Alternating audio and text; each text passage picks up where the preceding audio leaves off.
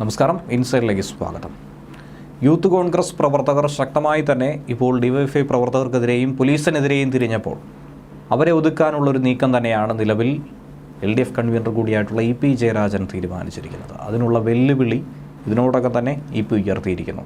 ദേഹോപദ്രവം ഏൽപ്പിച്ചവർക്കെതിരെ ഇനിയും നടപടി സ്വീകരിക്കാൻ സർക്കാർ തയ്യാറായില്ലെങ്കിൽ പോലീസ് അവർക്ക് നേരെ കണ്ണടച്ചാൽ എണ്ണി തിരിച്ചടിക്കുമെന്ന് VD സതീശൻ ഒരു പ്രസ്താവന കഴിഞ്ഞ ദിവസം പുറത്തിറക്കിയിരുന്നു.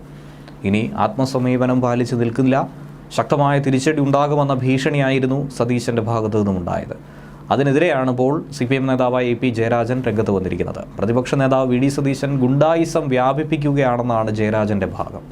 എണ്ണി അടിക്കാമെന്നാൽ എല്ലാവരും പുറം കാണിച്ച് നിൽക്കില്ല എന്നും ഒരു മുന്നറിയിപ്പ് താക്കീത് നൽകുന്നുണ്ട്. അടിച്ചാൽ കൊല്ലത്തും കിട്ടുമെന്നത് CPMന് മാത്രമല്ല എല്ലാവർക്കും ബാധകമായൊരു കാര്യമാണെന്നാണ് ജയരാജൻ പറഞ്ഞിരിക്കുന്നത്.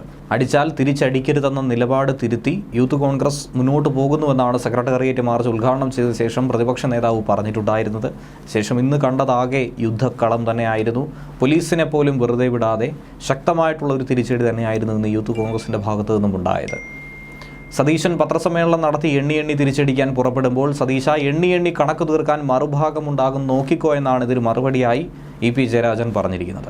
ധിക്കാരത്തിനും അഹങ്കാരത്തിനും ഒരു പരിധിയുണ്ടെന്നും അതുകൊണ്ട് ഇരിക്കുന്ന സ്ഥാനത്തെക്കുറിച്ച് ആലോചിച്ച ശേഷം മാത്രമേ ഇത്തരത്തിലൊരു പ്രഖ്യാപനം ആരായിരുന്നാലും നടത്താൻ പാടുള്ളൂ എന്നാണ് EPയുടെ ഭാഗം.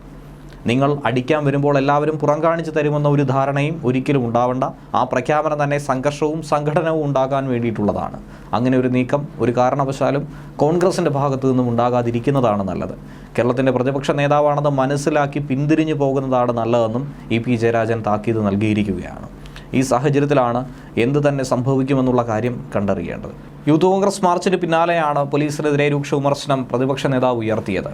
വളരെ മോശമായ ഒരു പ്രവർത്തനമാണ് പോലീസ് ഇപ്പോൾ നടത്തിയിരിക്കുന്നത്. സമരത്തിൽ പങ്കെടുത്ത വനിതാ പ്രവർത്തകയുടെ വസ്ത്രം പുരുഷ പോലീസുകാരൻ വലിച്ചുകീറിയെന്നാണ് അദ്ദേഹം ആരോപിക്കുന്നത്. കാലിക്കറ്റ് സർവകലാശാലയിൽ SFI പ്രവർത്തകരെ മോളെ കരയില്ലേ എന്ന് സമാധാനിപ്പിച്ച അതേ പോലീസ് ഇവിടെ പെൺകുട്ടിയുടെ തുണി വലിച്ചു കീറുന്ന ഒരു സംഭവമുണ്ടായി. വനിതാ പ്രവർത്തകയുടെ തുണി വലിച്ചു കീറിയ SIക്കെതിരെ നടപടി സ്വീകരിക്കണമെന്നൊരാവശ്യം തന്നെയാണ് VDയും ഉന്നയിച്ചിരിക്കുന്നത്.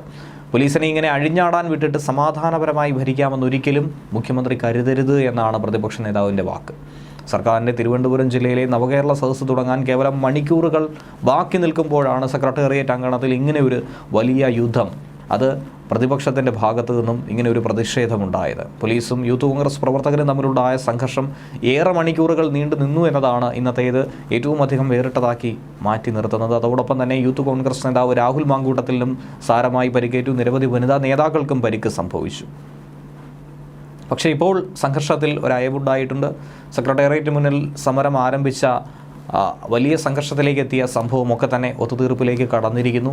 ഉച്ചയ്ക്ക് ശേഷം DCC ഓഫീസിന് മുന്നിലും കല്ലേറും സംഘർഷാവസ്ഥയും ഉണ്ടായതുമൊക്കെ തന്നെ ഒരു രമ്യതയിലേക്ക് കടക്കുന്നുവെന്നാണ് മനസ്സിലാക്കാൻ കഴിയുന്നത്. വൻ പോലീസ് സന്നാഹം തന്നെയാണ് ഈ മേഖലയിൽ ഉണ്ടായത്. പിരിഞ്ഞു പോകാൻ കൂട്ടാക്കാതെ നഗരത്തിൻ്റെ പല മേഖലയിലും പ്രവർത്തകർ തടിച്ചു നിന്നൊരു സാഹചര്യവും പോലീസിനെ ഏറെ വലച്ച ഒരു സംഭവം തന്നെയായിരുന്നു. ന്യൂസ് ഡെസ്ക് മലയാളി വാർത്ത ഇൻസൈഡ്.